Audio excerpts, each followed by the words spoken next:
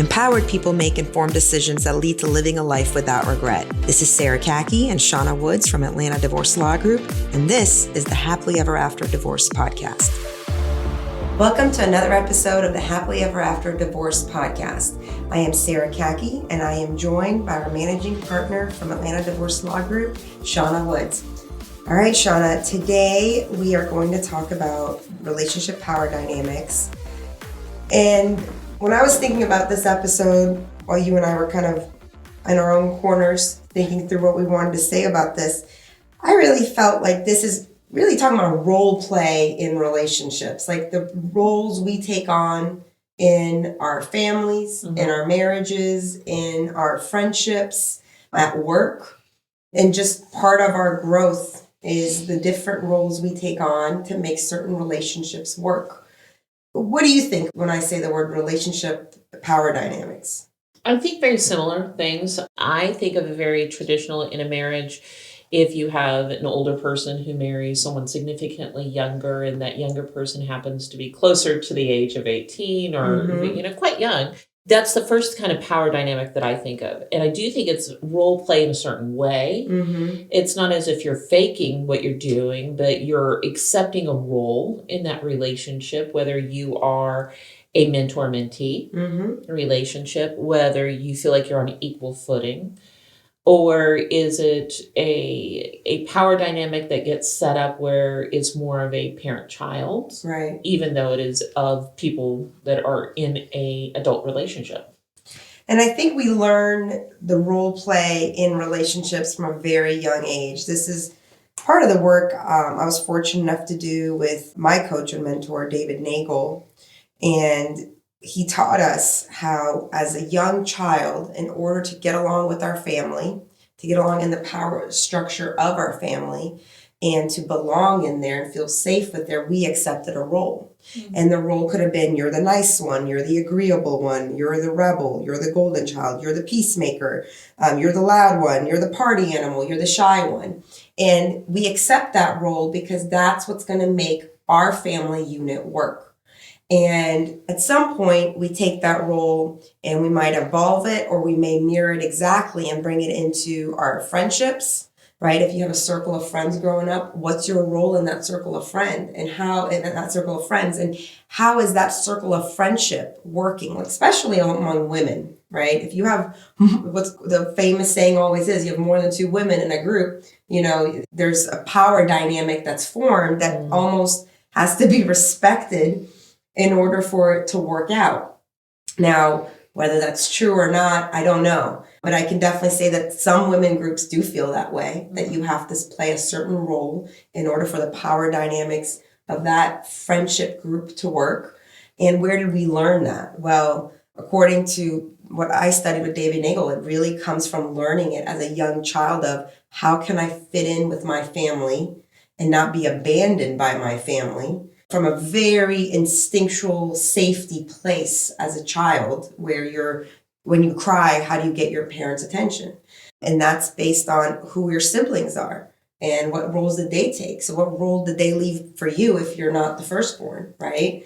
Or if you are the firstborn and more children come along, what role do you have to take in order to bring those little ones into the fold as well?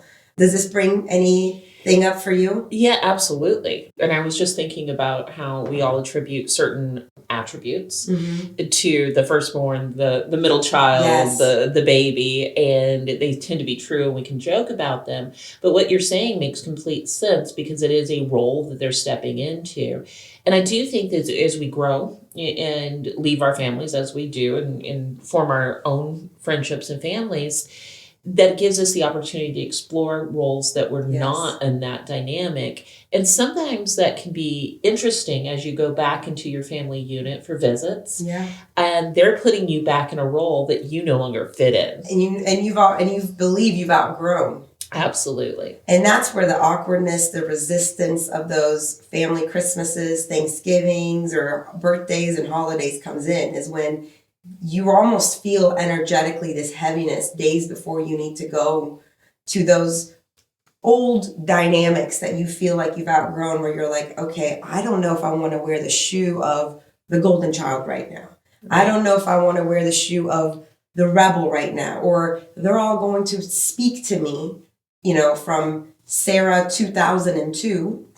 And I don't want to be Sarah 2002 right now. I don't have the energetic space to even play along, because we're talking about, a lot of times these are subconscious. I think as a child, it's happening subconsciously that you're playing these roles. But when you turn into an adult and you become aware of them, like Shauna's saying, and you outgrow them, and then you take on new power dynamics or new roles, you might become aware of the role you were playing in another unit or in another power dynamic.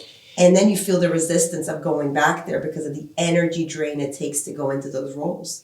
Not only the energy drain that it takes to go in those roles, but the dynamic of them seeing you as one dimension. Right. Right. I was seen kind of as the disruptor, as a child. Shocking, I know. But I was really, I challenged status quo. And so in my father's eyes, that came off as angry, right? So even when he still describes me as an angry individual. And it's funny because I don't feel like I've fit in that role in a good 30 years. Right.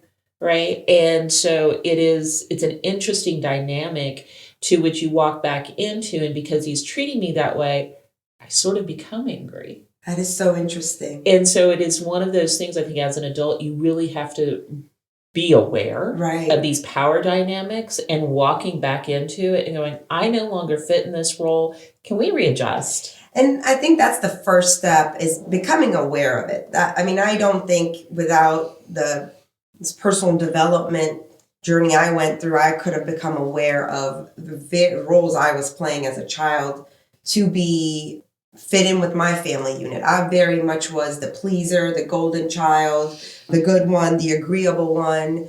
And it is in my nature. And I think we have these things truly, we can encompass so many parts, right? Like you said, we're not one dimensional, we're dynamic.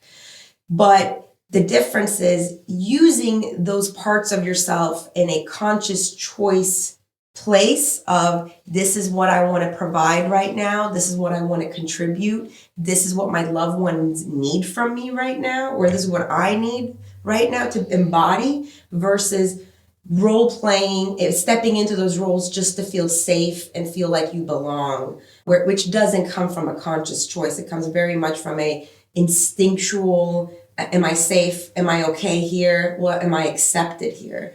And what's interesting is, we as adults, if we're not aware of this, we don't become aware of the roles we've taken on, we try to recreate them in our work environment.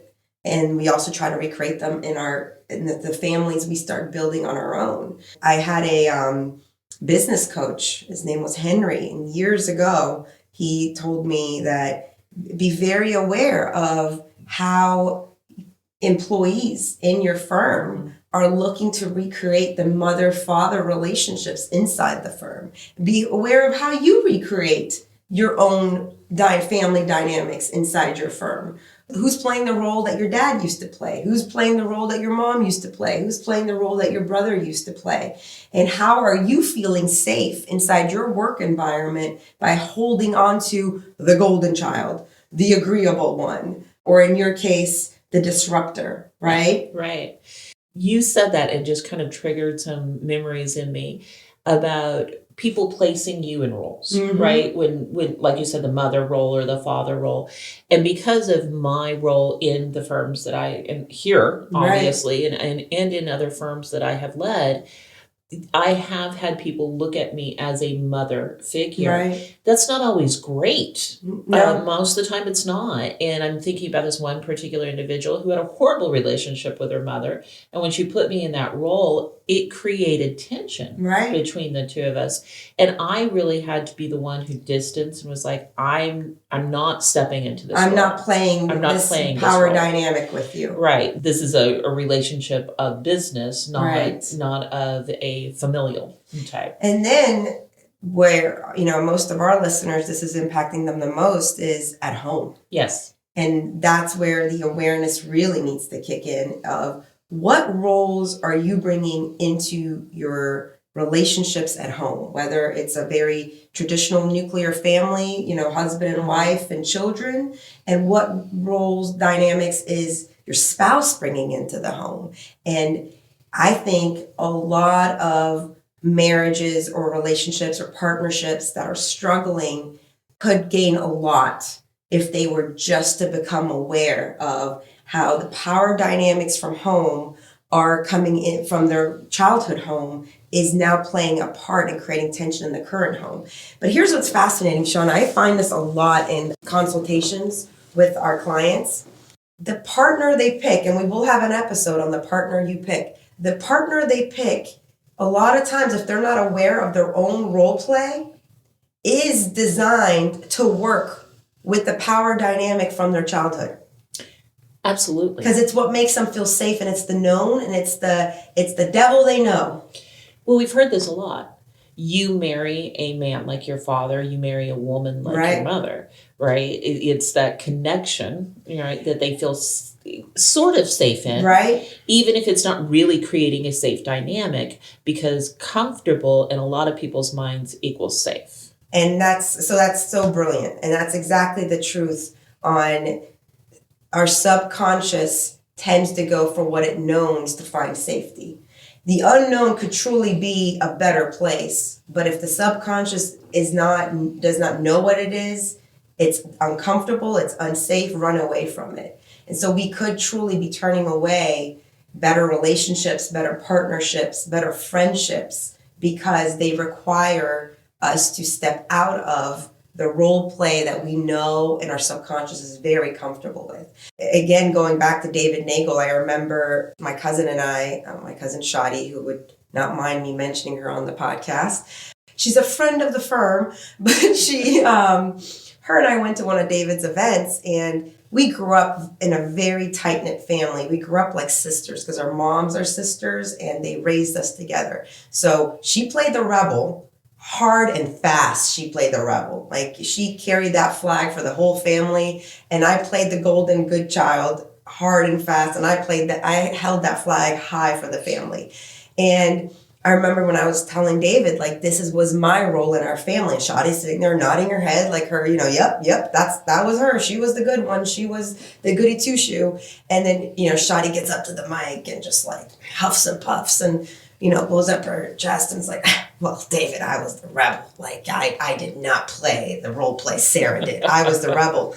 And David was like, no, you very much played along. You played on the same spectrum that Sarah did. You just took the other end of it. Mm-hmm. And Sarah took this end of it, because that's what the roles were available in your family unit for it all to work. And then I remember just like being, oh my God. Because I always looked at Shadi as somebody that was like refusing the role play, refusing the power dynamics of the family, because she went along to her own tune and she rebelled against everything. And David like just brought us both to our knees. Is like, no, rebelling against the system, rebelling against the family, rebelling against the power dynamic of the family is just as much role play as the one that's being agreeable to it.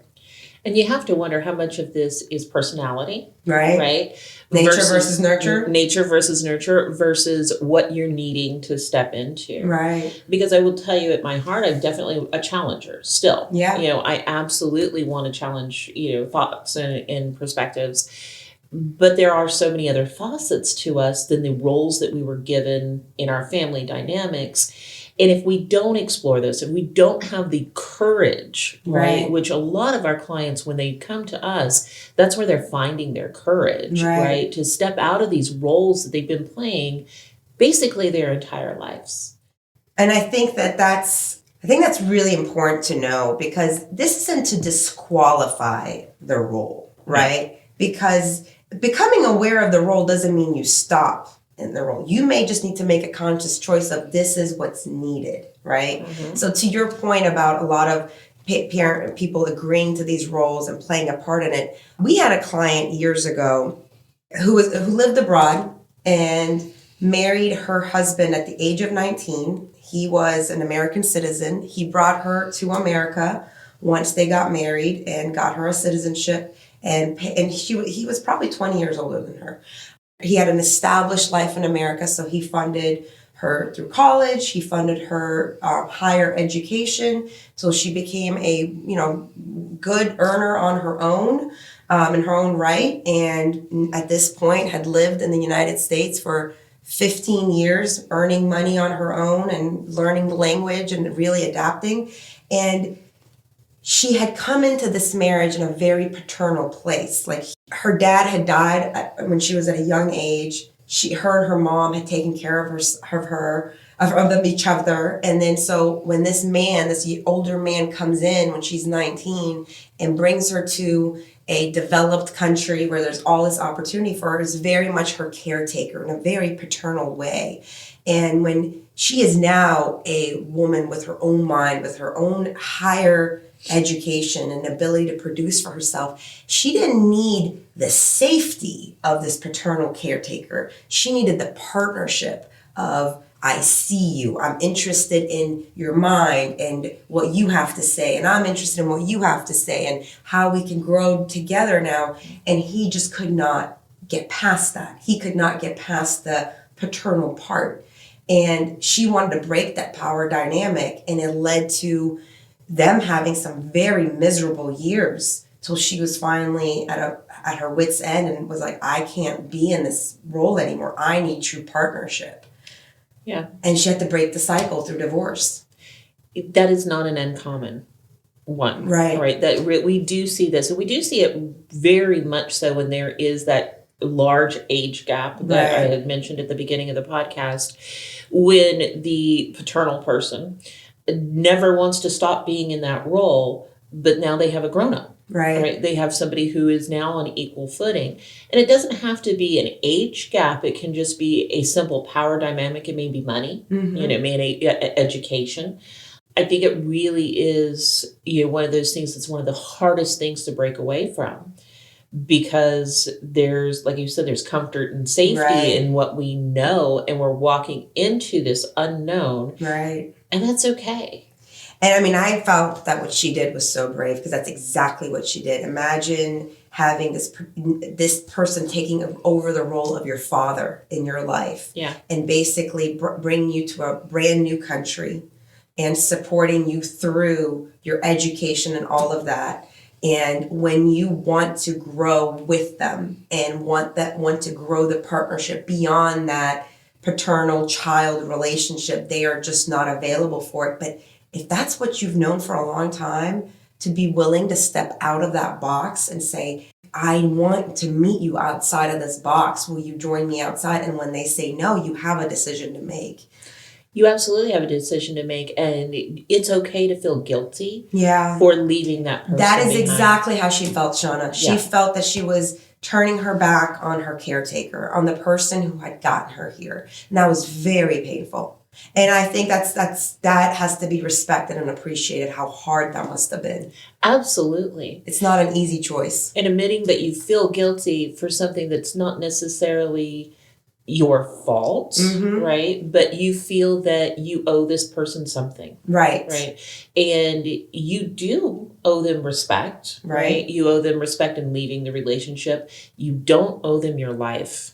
100%. 100%. And I think that's the bottom line, is how much life are you willing to give to stay in this power dynamic? That's exactly what you're giving up, Sean. I think it's how much of your life you're giving up. And that's a conscious decision. I don't think it's for me or for us or for anybody to say what the right decision is. There is no right or wrong, but it's a matter of, and this is what we really strive for at the firm, is bringing up what you're giving up in this decision-making point that you're at. And you could completely choose to stay put, but just be aware of the choice you're making. And there's bravery sometimes in even staying put, right? But then you have to be willing to accept that this is what the down the line is going to look like or not look like. But when you're at that critical moment, knowing exactly what am I giving up to stay put? What am I giving up to move forward? And how much life am I willing to give up for either decision? Before we go through, because I want us to go through, how can you actually do this? How can you help foster, get a relationship out of one power dynamic into another one, right? The how, I think, is really hard. But I wanted to go through some other power dynamics that I had thought up. I think the parent-child one's really interesting. We just kind of already touched on it on the paternal one, but we will have an episode discussing about this as well. But when you outgrow, like, being the child to your parent, right? Or you Yes. outgrow your parent parenting you. They'll always be your parent biologically or legally, but at some point and to adulthood, they are your relative. They're not necessarily your parent. And outgrowing that, I thought that's a fascinating one. It really is. And, I'm experiencing it from both ways. Yes. My daughter being of the age that she is, she's grown. She's, a professional, capable woman who is living her own life. I still feel that I parent her, in some aspects. And then in some aspects, it's definitely more of a friendship. Yes. And it's an interesting thing to watch grow. And I think it's natural, Well, talk about that, because you do have a really beautiful relationship with your daughter and it's grown into a friendship. And usually I think these things this might be judgy on the parents, but I will go there. I think typically it's the parents that withhold the growth of the relationship of going there, right? Of allowing it to go from parent-child to adult relatives or to friends. How did you make way for that? How did you allow for Sarah to step into your friend and your relative instead of your child that you need to take care of and you need to approve of their decisions? So I'm still navigating that. I haven't perfected it yet. But I do think one of those things is recognizing that their choices and their decisions are not necessarily a reflection on your choices and your decisions, right? It's not that I believe she's making bad choices or wrong decisions. I think she's a wonderful human being who's a very intelligent woman. But I have to allow her to be her. We are not the same individual. I think too many parents, when they try to parent adult children, are doing it because they're afraid of what other people are thinking of them when their children makes decisions. And so I think stepping back and realizing I've done a really good job of bringing this person to adulthood, and now my job is to let them be the adult. Right. Now, that does not mean that she doesn't come to me or I don't give advice or ask even just thought-provoking questions sometimes. At the end of the day, though, if she's not aligned with my thinking, that's okay. And what I'm hearing is when you have a child that you're responsible for, not responsible to, you're actually responsible for this minor, you make a lot of guidance and leadership and caretaking decisions from a place of their safety. And when you have an adult child, as you do, is their safety the first thing that comes to mind when you are making these decisions for them? That's funny that you say that, because I will tell you, because I am single and because as close as we are, we still share each other's location. Okay, so safety is, I'm not going to say it ever go away. It's still on the table. What is not on the table is dictation. I know where she is when she is. She knows where I am when I am. I don't get to tell her where she's at anymore. It's like, oh no, that's dangerous, come home. Right? Yeah. The difference is an acknowledgement of you get to be you, right? Whoever that you is in particular. And when you're looking at it, you're not only are you no longer in that complete protection mode, right? Of I have the control. It's nice to know that she's got my back too. Yeah. She wants to know where I'm at. You can lean on her as well. I can lean on her, right? If I say, hey, I just got into an Uber and I'm feeling a little iffy, watch where I'm going, right? That kind of thing. So it is more of an equalization. I love that. That's beautiful. So these are some of the other relationships where interesting power dynamics come up that can be difficult to outgrow, or you're ready to outgrow them, but the other person kind of keeps you put or wants to keep you put. Mentor and mentee. We see this all the time where the mentee starts outgrowing the mentor, and the mentor, who is wonderful, giving, and loving, starts having issues with the mentee sort of becoming their equal. So I think that's an interesting one to watch, both from the mentor perspective and the mentee. For the mentor to also kind of watch themselves, like, whoa, what is showing up for me right now that I cannot see past this person reporting up to me in a certain way. I think siblings, younger and older siblings, is a fascinating one. Mine and my brother's relationship has flip-flopped several times. He's 4 years older than me. I'll go back to my cousin Shadi. That was like my older sister growing up. I'm her older sister now, for sure. She is, I won't say how many years older than me. She'll kill me. But I'm very much her older sister now, just because she's younger spirited. And that relationship has flown beautifully. Whatever the friendship, whatever each one of us has needed, we've always been there to provide it for each other, whether it means I'm the older sister taking care of her, or she's the older sister taking care of me. I think also the office relationships, where you have a manager-subordinate relationship, and the subordinate grows and matures and gets a position too that is of equal with their manager, and how that plays out.